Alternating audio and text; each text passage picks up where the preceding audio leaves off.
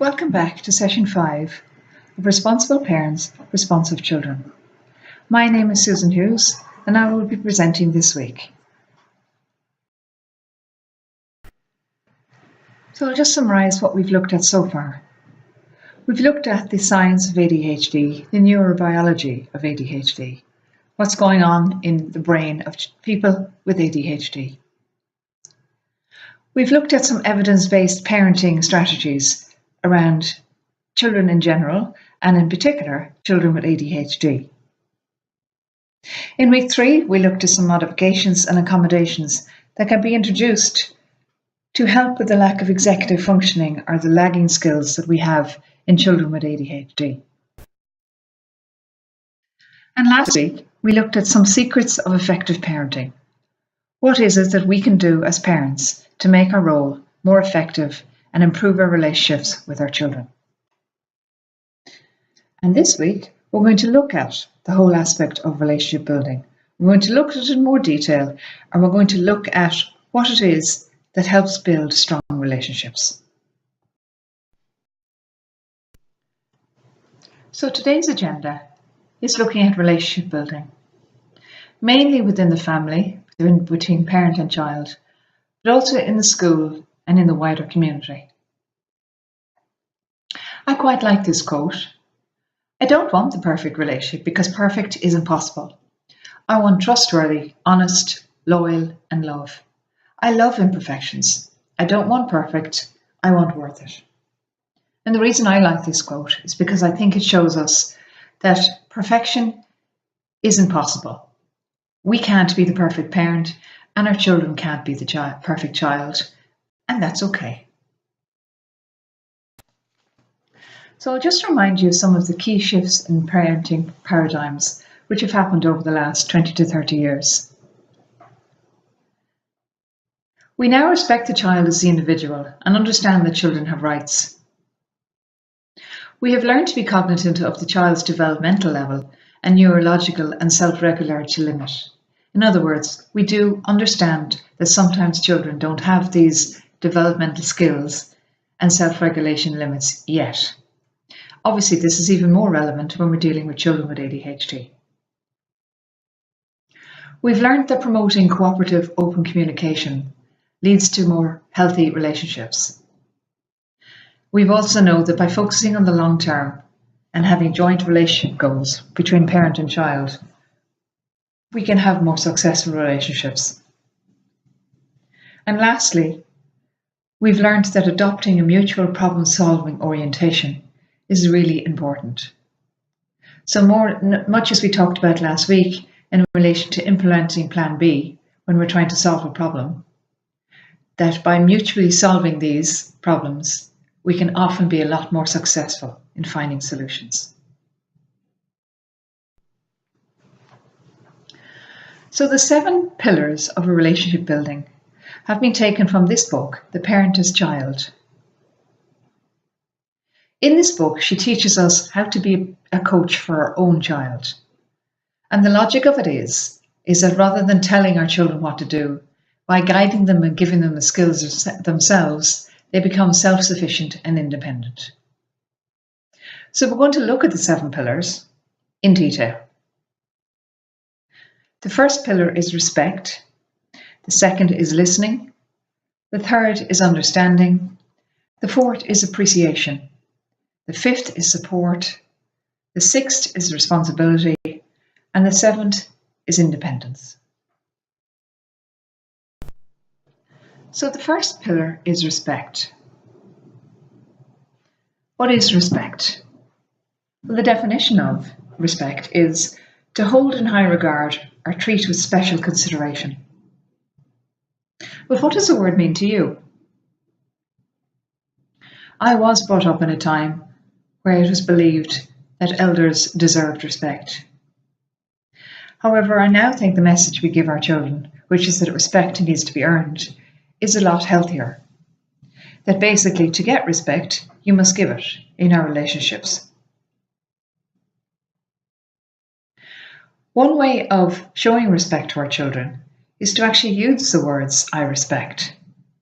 We often use the words I'm proud of a particular child accomplishment. However, I would say possibly be wary of the word I am proud, because that is actually about yourself. What we're trying to do is highlight to the child what their qualities are and what they have actually achieved. So, using the word I respect you for really trying so hard in your exam can possibly give a much more useful message than I'm really proud of you for getting a B. And remember that trust comes with respect. When you gain somebody's respect, you will also gain their trust. So an exercise I'd suggest is to use the words to your child, I respect. So when you next want to comment on a quality versus accomplishment, use the words I respect and then quote the quality. And ideally, you show them when it actually has been utilised also. And if you're not sure of what your qualities are in your child, take the time to actually consider what qualities you actually respect in your child.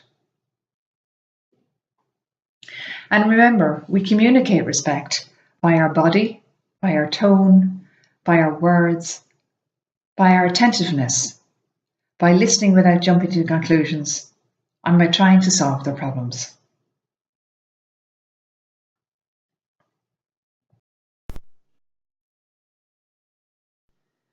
So the second pillar of a relationship is listening. What you need to know about listening is there are actually different types of listening. Essentially, there's 3 types of listening. There's internal listening, where we're listening from our point of view. So I'm listening from my point of view.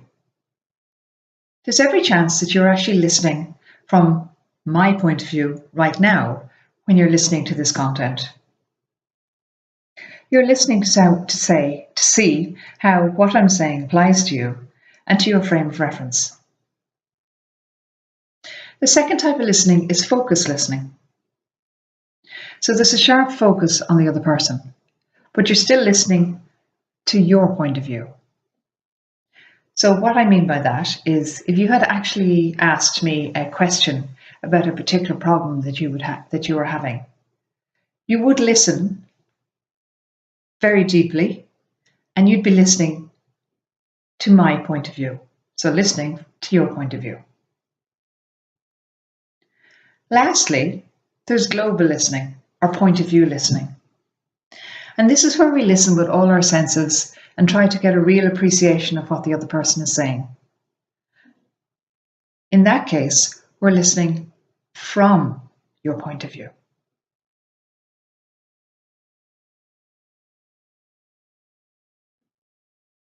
In this case, we're listening with total empathy.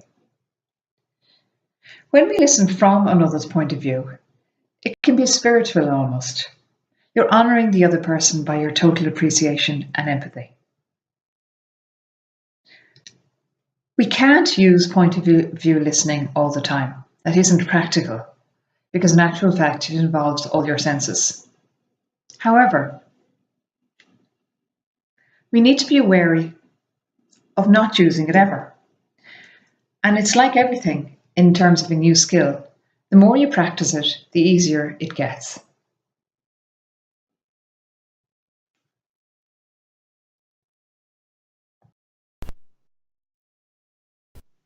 I want to ask you some questions in relation to listening. I want you to reflect on as I ask them.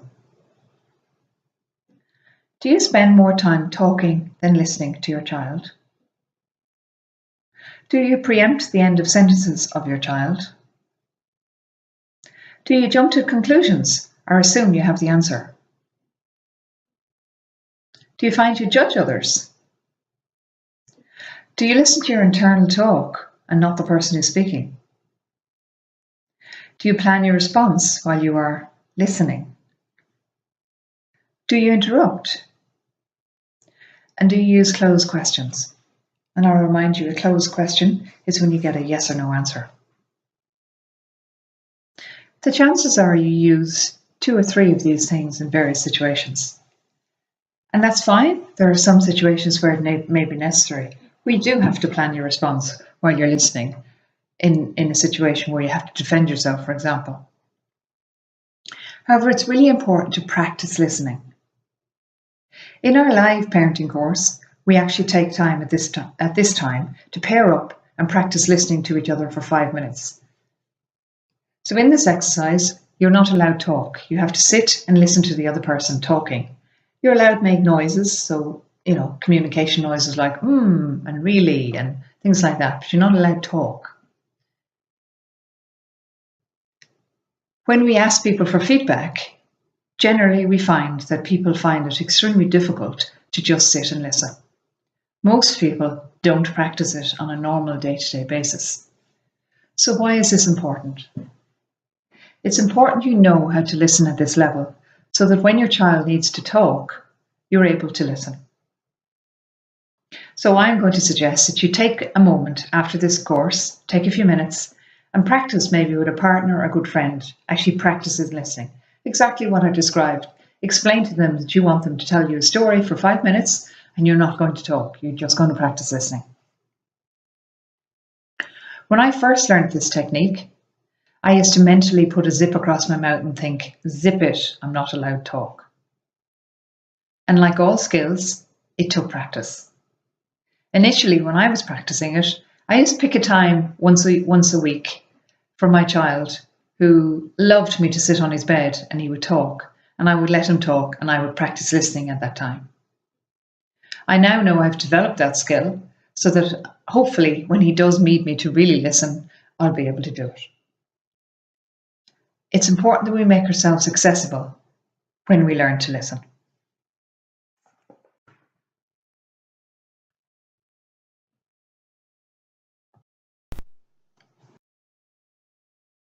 The third pillar is understanding. The quote at the bottom comes from Steve Coveney, who wrote the 7 Habits of Effective People.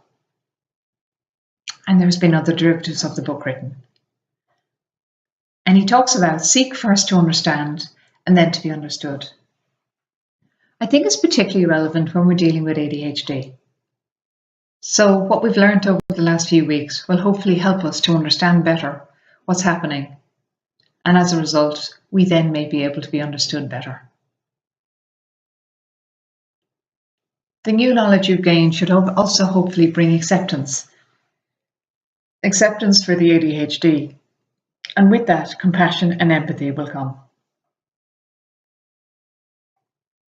It's important that we strive to know the meaning, the intention, or the motives of our children. And remember that behaviour is not equal to who they are. Personality is important when we're dealing with our children. We don't create a personality. It's the argument of nurture versus nature. There is a scientific model used called the Enneagram theory. It was developed in the 1970s and used in psychotherapy, namely in family therapy, but also used in the business world and for spiritual growth. And it basically typically describes 9 personality types, which focus on the personality differences we have. It is possible that you may have a difference of fit. For example, a highly energetic, sociable parent versus a quiet, reserved child, or an introverted parent versus a highly sociable, extroverted child. If that happens, it's really important to develop understanding for where the opposite person is coming from. And also important not to stereotype our children, because we develop strengths in our personalities at different stages of life. One way of developing understanding is to work from a curiosity point of view rather than interrogation. So develop curiosity, which is a non-judgmental way of asking. So for example, what's your plan for getting your homework done? Or, what do you think might be the benefit of going to bed? What might be some problems? Can you think of any solutions? Rather than, when are you going to do your homework and when are you going to go to bed? I'd also urge try not to use the word why. There's something about the word why that makes us humans defensive. So when a child has done something undesirable and we use the word why, for some reason it often brings up defensivism. So try and find another way of expressing it. Rather than saying, why did you steal the last piece of chocolate? You could say to them, what was your desire for having the last piece of chocolate? I think we know what the desire is, but you get my drift.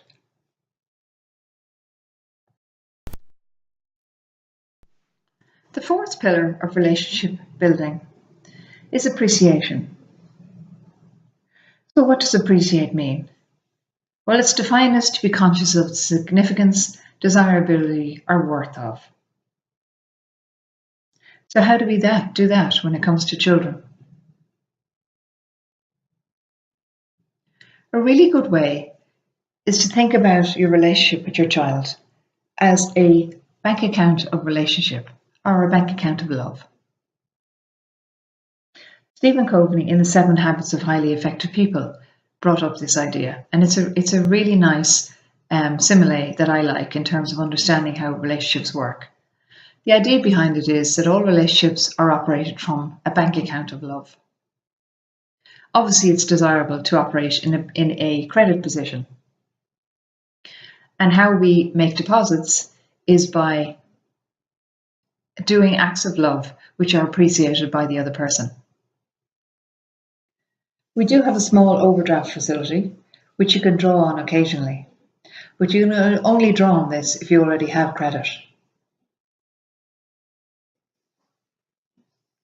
And you don't want to be operating in a negative balance. You may be familiar with the 5 love languages of children. In it, they describe 5 different main types of acts of love. There's quality time, which is as it sounds, spending quality time with somebody. There's gifts, so that's giving them gifts. Now, these gifts do not always have to be material. Sometimes it's about the presentation. Maybe wrapping up a cookie and putting it in a lunchbox. That could be sufficient to be a gift. Words of affirmation are where we actually take the time to give people affirmation in terms of their qualities. Physical touch is hugging and kissing. And acts of service is when you do something for somebody and that is their way of them receiving love. So this book talks about how everybody has one way that means more to them in terms of receiving love. And a good way of figuring that out is think about your partner or friend. What is it that they do that you appreciate more than anything else? For me, I know it's acts of service. If people do something for me without me having to ask them, I find that amazing and to me fills my bank account of love. There is a quiz online called the 5 Love Languages quiz. By the way, I will provide references for this in the last slide if anybody wants to access the stuff I talk about. I'd suggest it's well worth taking this quiz and working out what your child's love language is, and possibly your own. And there's every chance, if you've got 2 or 3 children, that they will each have a different love language. But if you have a child whose acts of service is their main love language, but physical touch is yours, and you're constantly trying to hug and kiss them, you might actually be driving them cracked because it's not their act of love. It's important that we practice forgiveness for our child, particularly for ourselves, and also for others who may be coming from a place of judgment or misunderstanding. And remember, children with ADHD do have more challenges, and as a result, that does make room for more mistakes.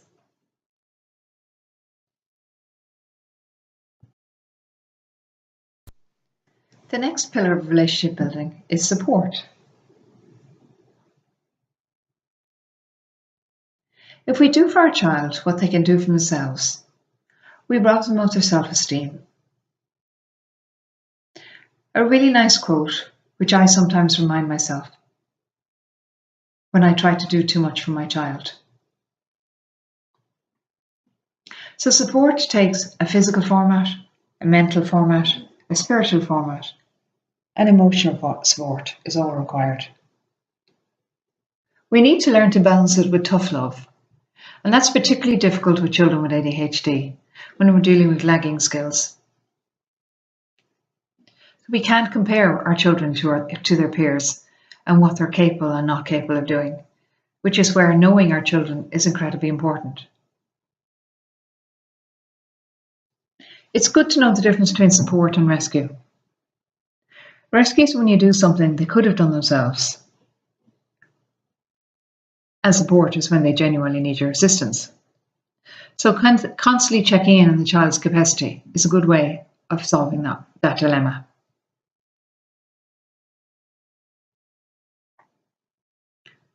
Focusing on strengths is also a really good way of supporting our children.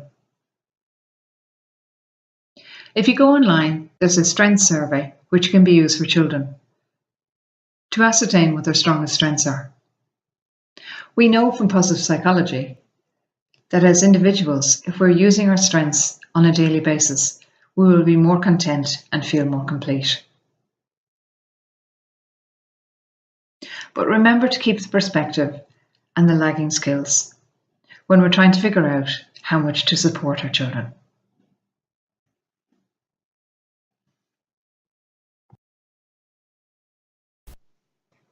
The next pillar of relationship building is responsibility.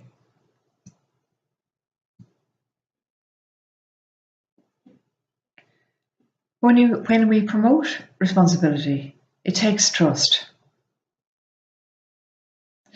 And in that, we have the triangle of accountability.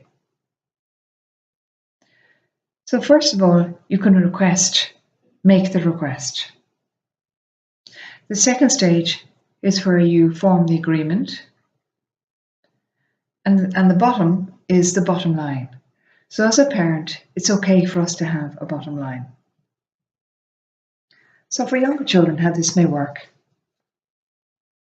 is you perhaps give them two choices within the request, both of which you're happy with. So for example, are you going to brush your teeth before you put pajamas on or after you put pajamas on? The agreement will be where you agree with the child what they're going to do. So in that case, they make a choice where they're going to do their teeth after they put pajamas on. And the bottom line, well, in this case, the bottom line is probably that teeth have to be brushed before they go to bed. For an older child, it's probably better to ask and not tell when you want something done. So when you start a request and by asking, you are implying that there's a choice. An agreement should be negotiated so they are old enough to actually start, similar to what we were talking about last week in terms of them being part of problem solving. In this case as well, they need to be part of negotiating where they can be accountable. And the bottom line needs to be clarified by you, the parent, so they know what they're allowed to negotiate, in what realm and what barriers they're allowed to negotiate. So as a parent, you have a right to a bottom line, but just be aware where the bottom line comes from. So developing responsibility needs the ability to make choices, which is why we go through this process.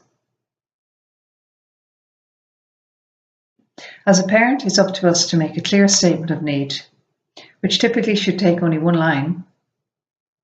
We need to make requests that are clear, and then we need to listen and negotiate, and then clarify what the agreement is in terms of understanding where both parties sit.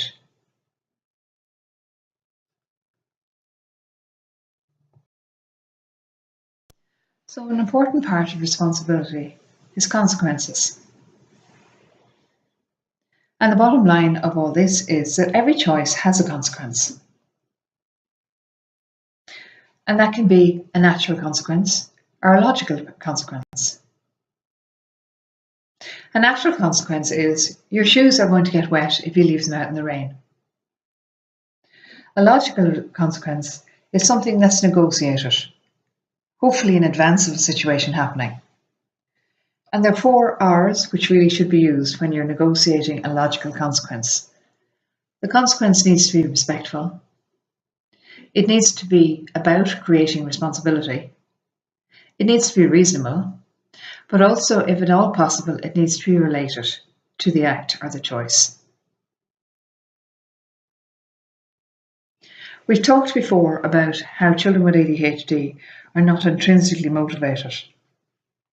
So this is an important use of externalizing consequences in order to create that motivation that they may have a lagging skill on. And again, as we mentioned previously, the immediacy of a consequence has more impact in relation to being associated with the desired behaviour.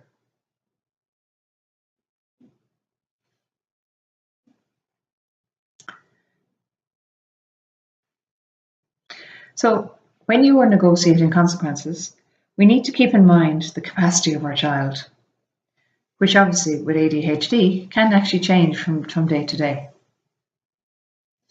If you're not sure if a child has capacity for something, I would suggest you err on the side of caution.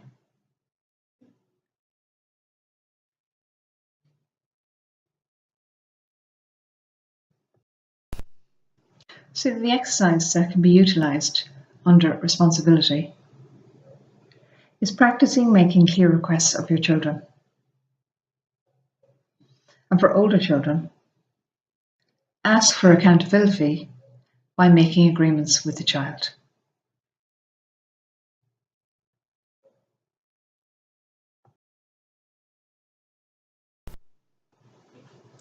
So the last pillar of relationship building is about independence. And really, this is our Holy Grail, hence the picture of the Holy Grail. Your child's primary objective is to become independent. And it's our objective to give them that independence. However, the independence has to be capacity-based and not age-appropriate, particularly when we're dealing with children with ADHD. It will be a slow and gradual process. And in all stages of it, the non-negotiables must be clear from us as a parent. It is a fact that they are more likely to follow rules they contributed to. And so including them in problem solving and setting consequences really helps in terms of forming that independence.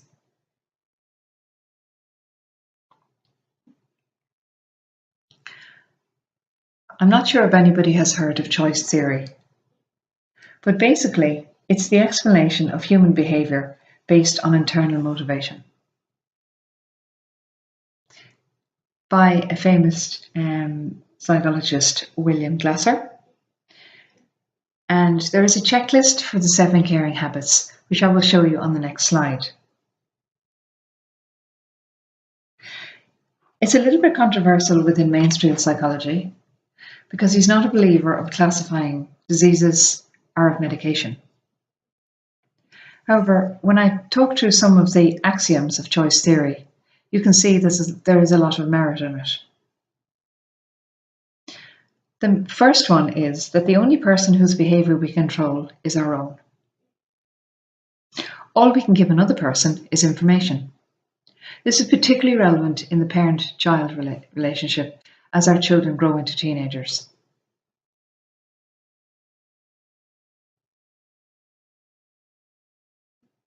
He also believes that all we do is behave. And all behaviour is made up of 4 components: acting, thinking, feeling, and psychology. But all behaviour is chosen. But we only have direct control over the acting and thinking parts, not the feeling and the psychology. We can only choose those parts, we can only control the feeling and the psychology through how we chose to act and feel.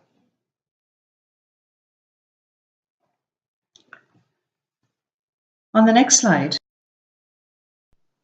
he lists 7 connecting habits, and 7 disconnecting habits.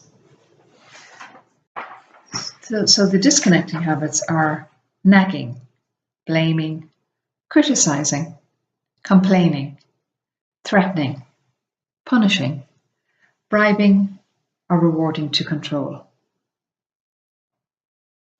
So which of these habits do you practice with your child and our partner?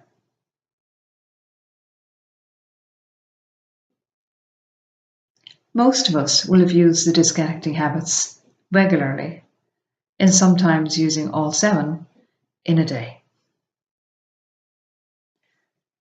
So becoming aware of these disconnecting habits allows us to form more positive ways of communicating and using connecting habits such as respecting, listening, encouraging, accepting, trusting, supporting, and negotiating differences.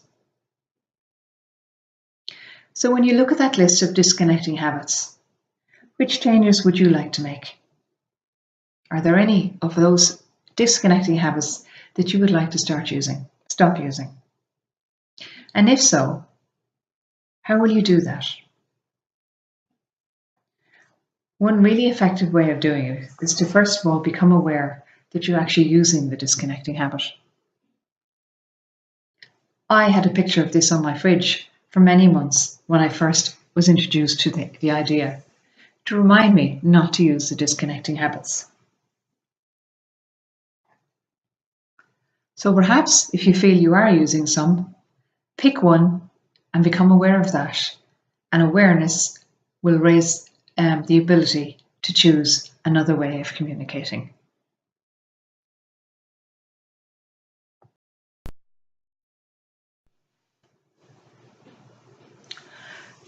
So I mentioned that we would look at relationships with our spouse, our partner, our co-partner. But guess what? All the same strategies apply that we've just discussed. Showing respect for our partner, practicing listening with our partner, understanding our partner, learning to appreciate our partner, supporting our partner, being responsible, practicing responsibility with our partner, and practicing independence with our partner are all strategies that will work equally well with our partner, with friends, with parents, with anyone in our relationships.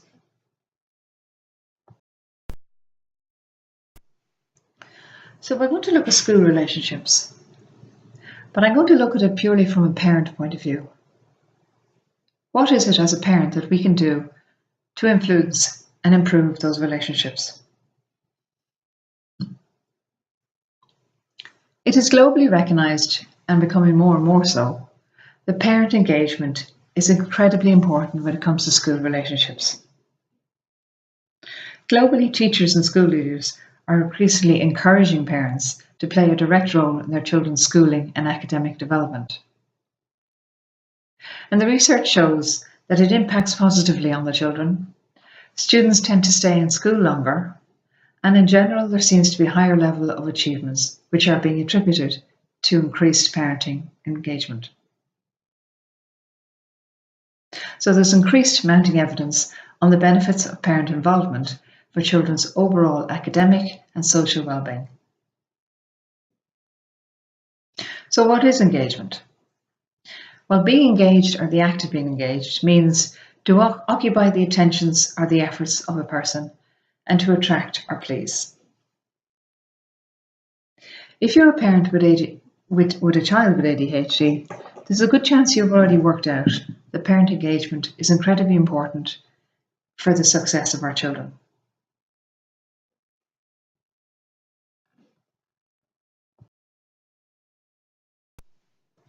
So what does school engagement look like? Well, a typical cycle is obviously between the student, the teacher, and the parent. Between the teacher and the teacher assesses and the student achieves. Between the teacher and the teacher supports and the parents should be practicing collaboration. And between the student and the parent encourages and the student learns. All of which helps to build faith, character, and academic excellence.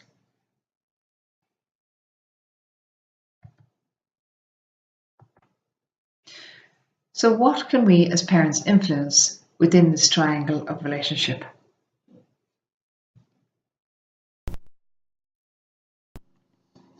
So the areas that we can influence from a parental point of view are educating our schools and teachers about ADHD. Hopefully following this course, you have a lot more information yourself in relation to the impact of ADHD. Finding an opportunity to pass that back to teachers and schools can have benefit to the community as a whole. Learning to advocate for your child. Advocacy for our children is, I believe, a primary role of a parent, particularly in the primary school, when a child doesn't have the capacity or skills to advocate for themselves. You know your child best, you probably know what works best for them, and you probably have a fair idea of what alterations could be made in the classroom, modifications and accommodations that will help your child.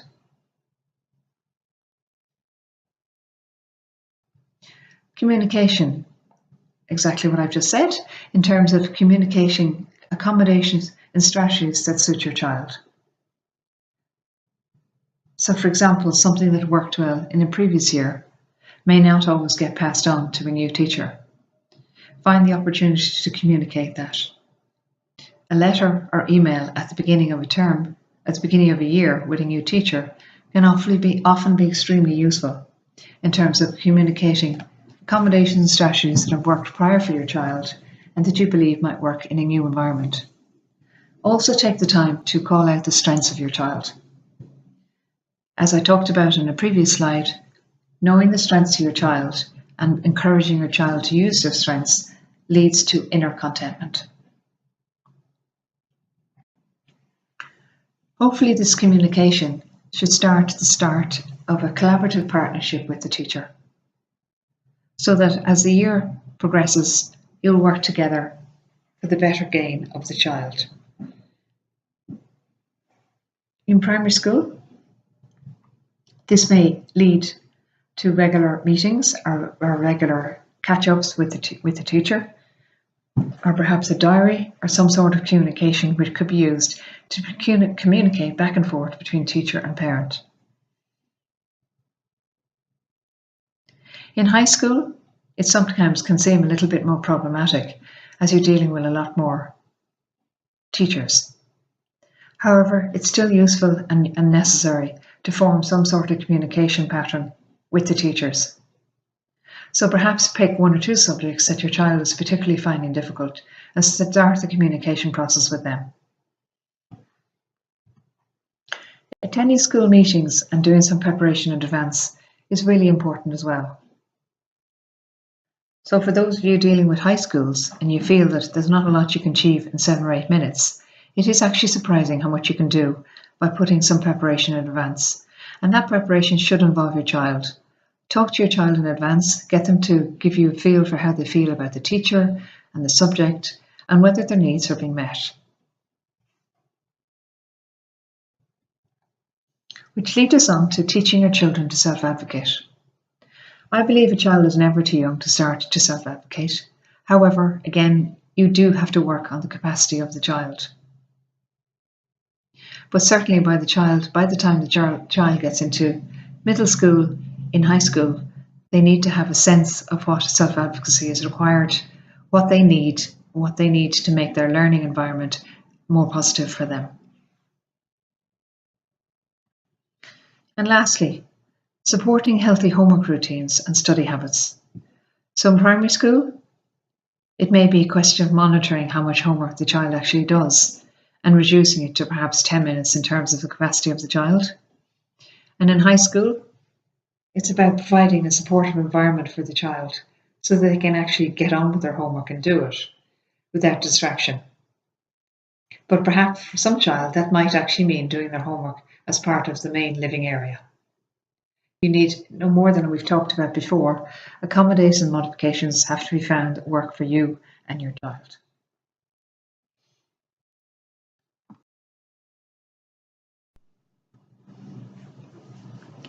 Relationships in the wider community are also very important.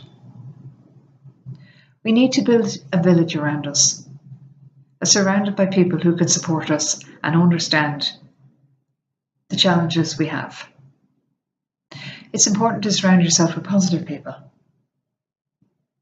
Encourage relationships outside the family or wider family, if you have access, to widen the sphere of possible communication channels for her child. Try and eliminate negative influence or negative impact for yourself. And as we discussed before, be proactive in terms of building relationships for your child. Ensuring you have a team of professionals you can trust is also incredibly important in terms of coping with day-to-day. And your team can be made up of psychologists, mentors, support groups, ADHD coaches, the pharmacist, your GP, your paediatrician. And if any of those areas you feel that you don't have a professional that you trust, please do come and speak to LADS, and we can guide you in terms of finding appropriate people who understand ADHD and will be able to support you on the journey you're on.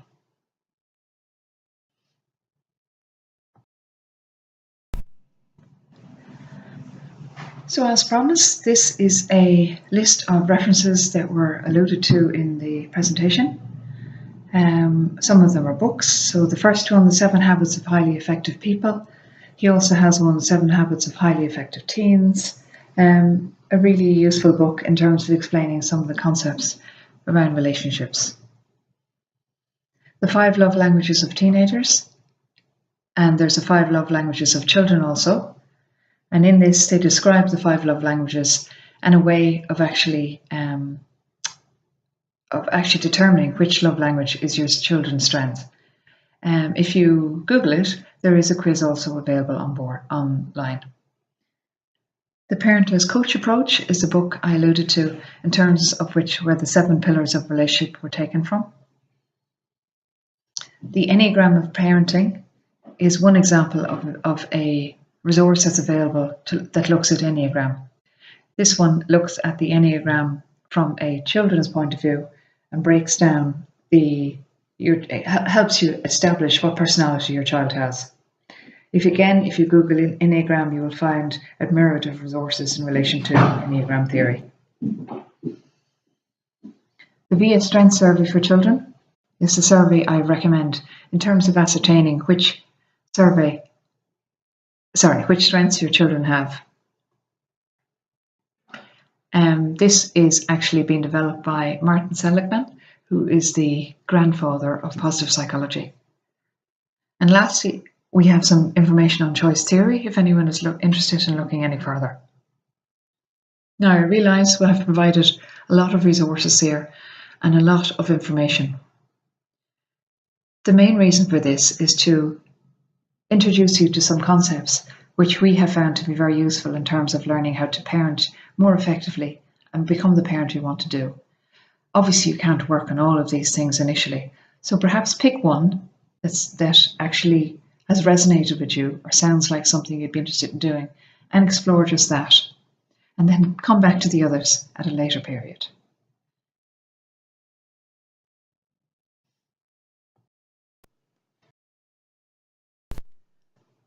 So in the last slide for tonight, I want to ask you to take on a reflection exercise for the next week. And this reflection exercise will help you gain a better understanding of what your core values are. So how do we do this? Well, over the next week, take note of times when you may be triggered. And that triggering may look like anger, it may look like frustration, it may feel like disappointment, rejection. Whatever the symptom is, this time stop and think about what the underlying cause for it is. So for example, you're driving along the road and somebody cuts you off and you become extremely triggered or angry. So what's the underlying cause of this? It may be that you believe that respect for other drivers is really important. It may be that you consider that being kind to other drivers is very important. It may be that you consider being considerate of others and actually allowing them in ahead of you is an important value. Or it may be simply that you consider that he has made you unsafe and actually risked your life. So the way to figure out what our core values are is when we get triggered, stop and think about what has actually caused it. If you're having difficulty with it, try and think about the last time you've been angered by a complete stranger, because invariably they will have triggered some core value of yours that you may never have stopped and actually thought about. Thank you very much for listening. We hope you enjoyed this course. There is one more week next week. Elena will be presenting next week, and we'll be looking at self-care and an overall summary of what the course has looked at. Many thanks and good luck in the next week.